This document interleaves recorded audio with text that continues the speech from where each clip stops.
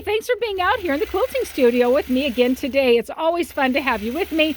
And my honey, she is working hard. Okay, what do you think of this? Do you kind of love it? I kind of do. With that denim and that tan, it's really very soothing. It seems like a very cozy quilt. And speaking of cozy, it is going to be cozy. She literally provided me with a blanket to be able to use as the backing. In fact, I literally trimmed off these two sides of the blanket to be able to use it on the quilting bed.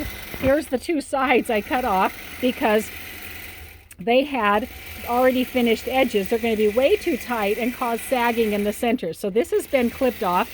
I didn't need it clipped off of the two ends because I'm attaching them onto the quilting bed with my red snappers, and those extra tight pieces aren't going to get in the way. It's like a selvage and it makes me happy. So that is definitely going to be cuddly with that fleecy blanket.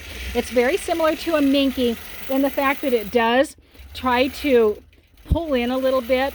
So I definitely need more than the 3 inches on each side. I need about 5 inches or so each way to be able to accommodate that. The design I'm putting on here is my COTTONSEED. A very nice natural looking design right there. You can see that nice COTTONSEED. I'm doing it in the Waterloo color of thread, which is kind of like a denim, kind of like a periwinkle, going along so nicely with the colors she has here. Aren't these just great? They look very old fashioned, very much like calicos that you might have found in a log cabin hanging around in the tundra, the frontier. In the frontier. Very nicely done. Okay, now I'm going to tell you something else. Look right here. She has right here what appears to be 5 inner borders coming along here. And then in this, look at that fun patchwork corner she has. Love this. And then she has this double row of patchwork end border. Da da da da da da. But over here, no. Look at that. There's only 4 borders up here.